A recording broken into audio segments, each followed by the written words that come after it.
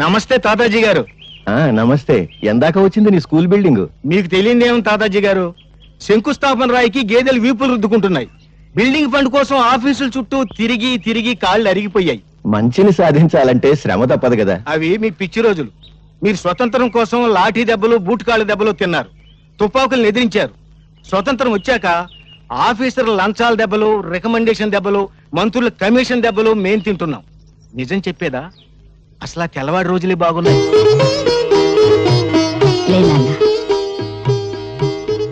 భరత్, నాన్నగారి ఫోటోకి నమస్కారం చేసావా? ముందమ్మా, తర్వాత నాన్న. భరత్, పాలు తీసుకో. అబ్బా, పాలు ఇష్టం లేదమ్మా. పాలు తాగకపోతే బలం ఎలా వస్తుంది? బలం ఎందుకు, ధైర్యం ఉంటే చాలుగా. ధైర్యానికి బలం తోడు. తాగు. తాతయ్య, రాత్రి నా దగ్గర పడుకోకుండా అమ్మ దగ్గర ఎందుకు పడుకున్నారా? మీ మీద కోపం వచ్చింది. ఎందుకు? మొన్న భారతదేశ అన్నపూర్ణ అని చెప్పారా? చెప్పాను. నేను మా మాస్టరు మన భారతదేశంలో 10 కోట్ల మంది తిండి లేక అల్లాడుతున్నారని చెప్పారు. పెద్దోడివి అబద్ధాలు చెప్పచ్చా? అదే ఇక్కడ కొట్టవాకండి. ఇక్కడ చిన్న మెదడు ఉంటుంది, ఇదిగో ఇక్కడ. దాన్ని జంక్షన్ బాక్స్ అంటారు. అక్కడ కానీ తగిలిందనుకో మనిషి చచ్చిపోతాడు. మర్చిపోయాను రా. అమ్మాయి యశోద, భరత్ని స్కూల్లో వదిలి పట్నం వెళ్ళొస్తాను. ఈ రోజు పెన్షన్ విషయంగా రమ్మన్నారు. మీ ఆరోగ్యం బాగుండలేదుగా మావయ్య గారు? అవునమ్మా, తాతయ్య రాత్రంతా దగ్గుతూనే ఉన్నారు. పోనీ భరత్ని తోడు తీసుకెళ్ళండి. స్కూల్ మానేసా? ఒక రోజే కదా తాతయ్య, 10 రోజుల పాఠాలు ఒక రోజులో చదువుకుంటా తెలుసా? ఆ తెల్లవాడి రోజుల్లో వీడి నాన్న కూడా నాతో వచ్చి ఉప్పు సత్యాగ్రహం చేస్తానని బాంబులు వేశాడు.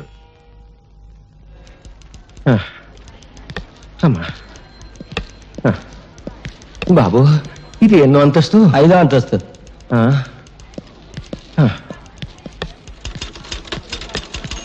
నమస్కారం బాబు. వచ్చావా? నీ పెన్షన్ కోసం, నీ కొడుకు పెన్షన్ కోసం ఎన్నేళ్ళు తిరుగుతావు? పట్టు వదలవా విక్రమార్క? వచ్చే పెన్షన్ తో మా ఊళ్ళో మంచినీళ్ల బావి తవ్వించాలని నా ఆశ. అందుకే ఎన్నిసార్లు తిరుగుతున్నాను. ఇంకా నయం, ముసలోడు సెకండ్ మ్యారేజ్ చేసుకుంటానలేదు. నీ పెన్షన్ కాగితాలు మొదటి అంతస్తులో గురునాథం దగ్గరనే వెళ్ళు.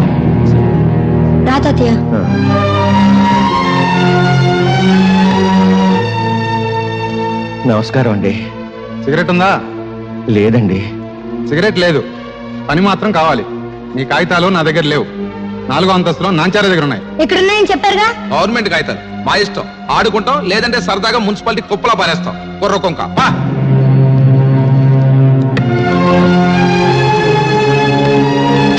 బాబు, నా పెన్షన్ కాగితాలు.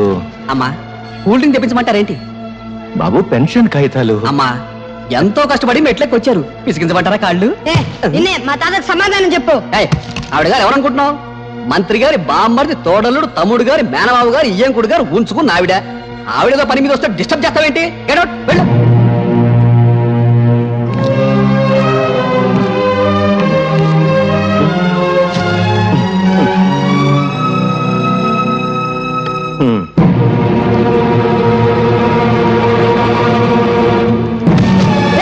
మా తాతకంటే అది ఎక్కువ.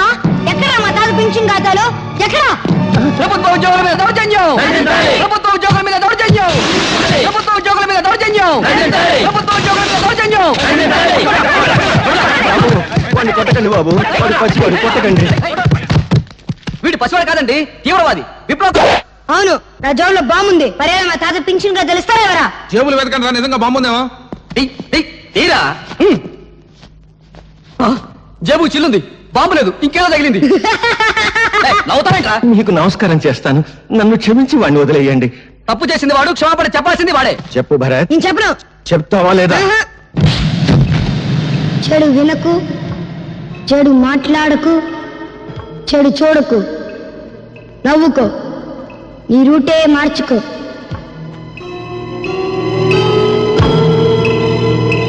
ఏరా, నువ్వు కూడా స్కూల్ ఎగ్గొట్టించావా? సిగరెట్ ఏంట్రా, స్కూల్ ఫస్ట్ వచ్చేవాడు, నీకేమైంది? వెలిగించు. నిన్న పట్నం ఆఫీసులో ఏదో గొడవ జరిగిందంటగా? తప్ప నాకు ముక్కలే. కాసుకోండి బాబు, కాసుకోండి. పావలా కద్దా, రూపాయికి 2. అన్ని నాయే.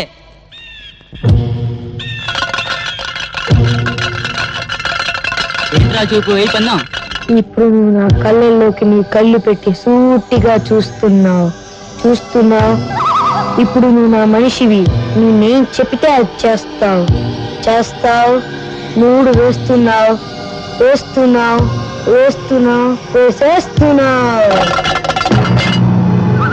3 పడింది. డబ్బులన్నీ నావే. స్కూల్ ఎగ్గొట్టి మీరు చేస్తున్న పని ఇదా? నువ్వు చెడి రాక ఊళ్ళో వాళ్ళని కూడా చెడగొడతావా? ఇదిగో ఇక్కడ కొట్టమాక. ఇక్కడ చిన్న మీద ఉంటుంది. ఇదిగో ఇక్కడ నీ జంక్షన్ బాక్స్ ఉంటుంది. అక్కడ కానీ తగ్గలేదు ఒక మనిషి చచ్చిపోతాడు. అంత మంచి కుటుంబంలో పుట్టి వెదాపల్లి చేసా కంటే నువ్వు చావడం మేలు. భరత్ వచ్చాడమ్మా? ప్రైవేట్కి వెళ్ళి ఉంటాడు మావయ్య గారు. ఈసారి మార్కులు ఎక్కువ తెచ్చుకోవాలని 24 గంటలు చదువుతున్నాడు. ఆ పట్టుదలే కావాలమ్మా. వాడి మనసులోని విశ్వాసం, పట్టుదల వాడి కళ్ళల్లోనే కనిపిస్తోంది. చూశావా? వాడు పెద్దయ్యాక దేశమంతా వాడి పేరు వినిపించాలి. వినిపిస్తుంది. వెధవపాలు చేస్తుంటే తాతాజీ గారు ఏం చెప్పమంటారు? మీ భరత్ స్కూల్కి వచ్చి 20 రోజులైంది. పైగా స్కూల్కి వచ్చే పిల్లల్ని తలబవ కొడతానని బెదిరించి ఇదిగో చూడండి తెలుగు పుస్తకాల్లో ఏం చేశాడో.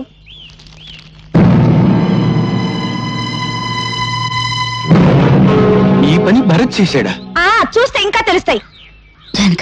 ఇప్పుడు అదుపులో పెట్టుకోకపోతే రేపు జీవితాంతం ఏడవాలమ్మా. చెట్ల కింద చేరి బీడీలు తాగుతూ జూదం ఆడుతున్నాడు. నమస్కారం అండి.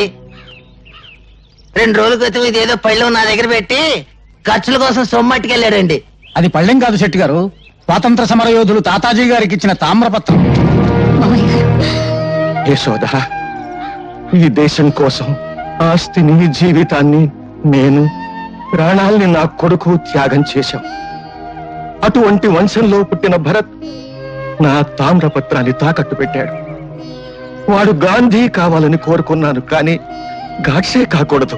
నాది దేశభక్తుల వంశంగానే మిగిలిపోవాలి. దేశానికి గూండాలను, దోపిడీగాళ్లను అందించే వంశంగా మిగిలిపోవటానికి వీల్లేదు. అహింసతో తెచ్చుకున్న స్వరాజ్యాన్ని హింసతో నాశనం చేసే యువతరానికి నా మనవడు వారసుడు కావటానికి వీల్లేదు. వాడు భగత్ సింగ్ కావాలి, చంద్రశేఖర్ ఆజాద్ కావాలి, అల్లూరి నేతా.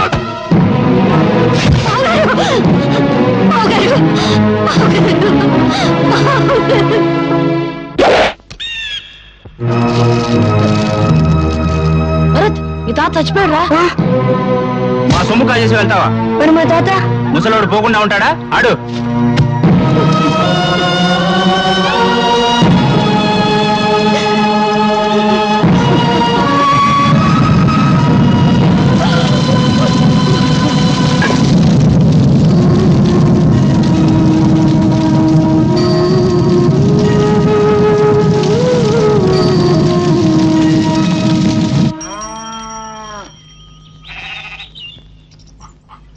అమ్మా. ఎవరా నీకమ్మా? ఇంకోసారి అమ్మ అని పిలిస్తే తెలియదు. మీరు ఊరుకోండి. తాతగారికి తల కూడా పెట్టుకుంటే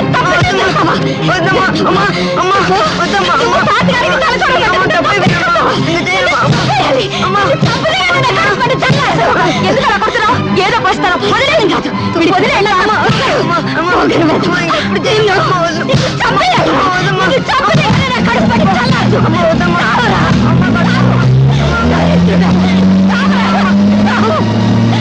ఈ రోజు నుంచి నువ్వు చచ్చావనుకుంటాను. నేను బ్రతికుండగానే కళ్ళపడద్దు. పోరా పో.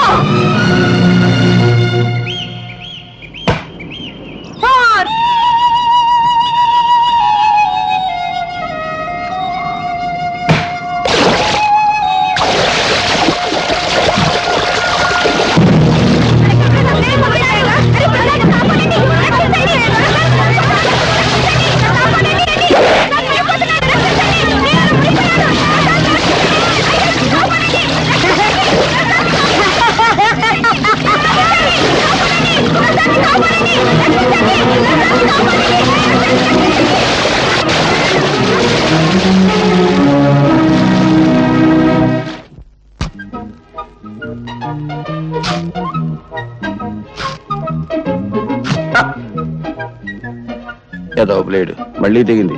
ఏడాది కూడా వచ్చి సాగదు. అయ్యా ధర్మం బాబు. ధర్మమ్మా నువ్వు చేయి, నేను తీసుకుంటా. ఏంటయ్యా, నీకు ధర్మం చేయాలంటే నేను లోపలికి నడుచుకుంటూ వెళ్ళాలా? పొద్దునే తాగిన కాఫీ అనవసరంగా అరిగిపోద్దా? డబ్బాలో ఉన్న బియ్యం చేత్తో పట్టుకోవాలా? పట్టుకుంటే చేతులు అరిగిపోతాయా? ఆ బియ్యం పట్టుకుని అక్కడి నుంచి ఇక్కడ దాకా మళ్ళీ నడుచుకుంటూ రావాలా? కాళ్ళు అరిగిపోతాయా? ఈ నష్టం నువ్వు భరించగలిగితే నీకు ధర్మం చేయడానికి నేను సిద్ధం. వద్దులే బాబు, ఇన్ని మాటలు చెప్పినందుకు నా నాలుగు అరిగిపోయిందని నా బొచ్చి లాక్కున్నా లాక్కోగలరు. నాలుగు అరిగిపోయిన సంగతి మర్చిపోయింది, నాకు ఏదైనా పడేసిపో. బంగారయ్య బంగారయ్య నీళ్ళలో పడ్డాడయ్యా. పడ్డాడా? దరిద్రం దొరికిపోయింది. 80 కోట్ల మందిలో కూడా పోయాడు. పడింది మీవాడనయ్యా.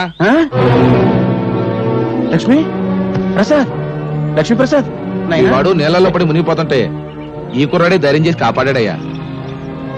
బాబు, ఒక్కగానొక్క బిడ్డ ఆయన్ని కాపాడావు. ఏమిస్తే నీ అప్పు తీరద్దయ్యా. ఏ పట్టుకో.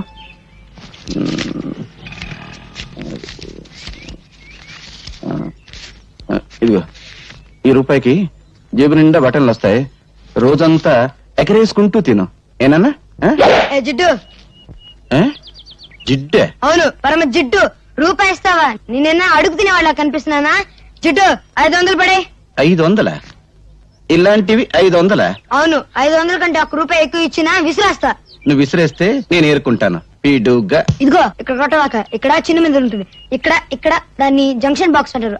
అక్కడ కానీ తగిలింది అనుకో మనిషి చచ్చిపోతాడు. అసలు నీకు మెదడు ఉందా? ఉంటే నా బిడ్డ మీద వ్యాపారం చేస్తావా? నీకొక్క కాని ఇవ్వను. ఇవ్వను. ఏం చేసుకుంటావు చేసుకో. ఏం చేస్తానా? రేపు నీ కొడుకు నాకు దొరకపోడా? దొరికిన వెంటనే మరికి పెద్ద బండరాయి కట్టి ఎత్తి నీళ్ళ పడేస్తా. లెక్క సరిపోద్ది. అరే నాయనా, బంగారు కొండ ఆగరా నాయనా. అగ్గిపుల్ల ఇవ్వరా అంటే అమెరికా రాసిస్తావని అడిగేటంత గొప్ప మనసురా నీది. నాయనా, ఈ ఏరియాలో ఇంకెవరికి సాయం చేయక నాయనా. నీకు ఇస్తా. 1 2 3 4 5. నా దగ్గరే లక్ష్మిని లాక్కున్నాడంటే అమ్మో, వీడు సామాన్యుడు కాదు. ముండివాడు రాజు కంటే బలవంతుడు. ఆయన్ని పట్టుకుని బొట్టలో వేసుకుంటే ఏమైనా చెయ్యొచ్చు. రే విడిగా నైనా, ఎక్కడుంటున్నావురా? ఇప్పుడు నేను ఇక్కడ నిలబడి ఉన్నాను కదా, ఇక్కడ ఉన్నా. రే రే రే, ఏం తెలివితేటలు రా. నీ 500 నా జేబులో పడా. అవును, గాలికి నువ్వు అటు ఇటు తిరగడం ఎందుకు? ఈ కాలనీ నాది. రేపటి నుంచి నాతోనే ఉండు. అయితే నన్ను ఎత్తుకో. ఎందుకు? నా బరువు బాధ్యతలన్నీ నీవేగా. నీ ఆనందం అంగట్లో అమ్మ మొట్ట నలిగిపోతుందిరా.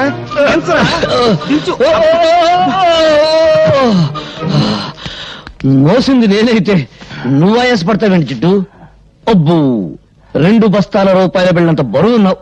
ఇదిగో జిడ్డు, మన కాలనీలో వసూలు చేసిన అద్దె మొత్తం 30,050 పైసలు. లెక్కెట్టుకో. ఈ బంగారే లెక్కెట్టుకోడరా, బరువే. అవును, రుణాలు తగ్గాయేంటి? బ్యాంకు కట్టల్లోనే తగ్గుతున్నాయి. అందుకే నేను బ్యాంకులో అకౌంట్ ఓపెన్ చేయలేదు. రే, నాకు తెలుసురా, ఆ పేపర్ పిల్ల అదే స్వాతి. ఈ నెల అద్దె కూడా తుస్సు అనిపించుంటుంది. ఏమన్నా అడిగేవనుకో, దున్నేవాడిదే భూమి, ఉండేవాడిదే ఇల్లు అని ఉపన్యాసం ఇస్తుంది. కొంపదీసా పిల్ల నాకు కమ్యూనిస్టా? ఈ ఇష్టైనా నేను కష్టాలు పెడుతుంది. ఆ పిల్ల నోరు తెరిచిందంటే డప్పు డగడంగడంగనక్క వాయించేస్తుంది. ఆ పిల్ల వాయించడం సరే, అద్దె కోసం అందరినీ డబాయించేస్తావు. మరి ఆ పిల్ల దగ్గర ఏమిట్రా రబ్బర్లా మెత్తబడిపోతున్నావు? ఏమన్నా లైన్ లో పడ్డావా? ఇదిగో జిడ్డు, మనకు తెలిసింది సింగిల్ టీ, జెండా మనకు బీడి, అంతే. సలాంలేకం బంగారయ్య భాయ్, ఈ సంవత్సరం శ్రీరామనవమికి వడపప్పు పానకం ఖర్చు మీదే. అరే రహీం భాయ్, అసలు దేవుడికి వడపప్పు నైవేద్యం పెడితే వాతం, పానకం నైవేద్యం పెడితే జల్బు. అందుకని 50 పైసలు.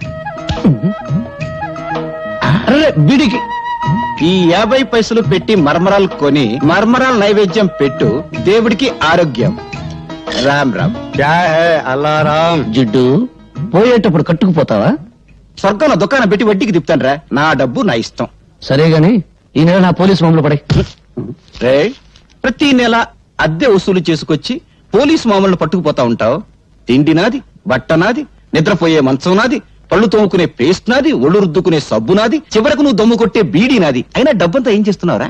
పైగా ఈ దరిద్రపు గడ్డం తీయో, గుడ్డలా మంచి వేసుకో. ఎప్పుడు చూడు ఆ కుక్కి మంచం, ఆ టీ కొట్టు. రే, జీవితం అన్నాక అనుభవించాలిరా. ఇందాక చూసావు కదా, అలాగా కనీసం దాన ధర్మాలు చేయాలిరా. ఇదిగో జిడ్డు, జిడ్డు అను బడ్డు అను నేనే ఇవ్వను. ఇవ్వవా? ఇవ్వను. ఒక్కసారి ఫ్లాష్ బ్యాక్ వెళ్ళు. పెద్ద బండరాయి, ఆ రాయికో తాడు, తాడుకు నీ కొడుకు, పెద్ద బావి. అబ్బా, ఈ మేకొకటి దొరికిందిరా కొట్టడానికి. ఇక్కడ ఇక్కడ కొట్టకూడదు. ఇక్కడ చిన్న మెదడు ఉంటుంది, ఇది దాన్ని జంక్షన్ బాక్స్ అంటారు. అక్కడ కొడితే మనిషి చచ్చిపోతాడు. నాకు తెలుసు, ఇంతప్పటి నుంచి కొడుతున్నాను. నువ్వు చచ్చావా? నువ్వు చచ్చినా చచ్చావు, నన్ను మాత్రం చచ్చుతున్నావు. కడు మూసుకో. 700 తీసుకో. నాన్న వీడొకడు డబ్బు కనపడగానే డింగుమంటూ ప్రత్యక్షం అవుతాడు. జిడ్డు కుర్రవాడు కదా, ఏదో ఖర్చులుంటాయి, ఇచ్చి. నువ్వేం డోలు కొట్టక్కర్లేదు, మాకు తెలుసు.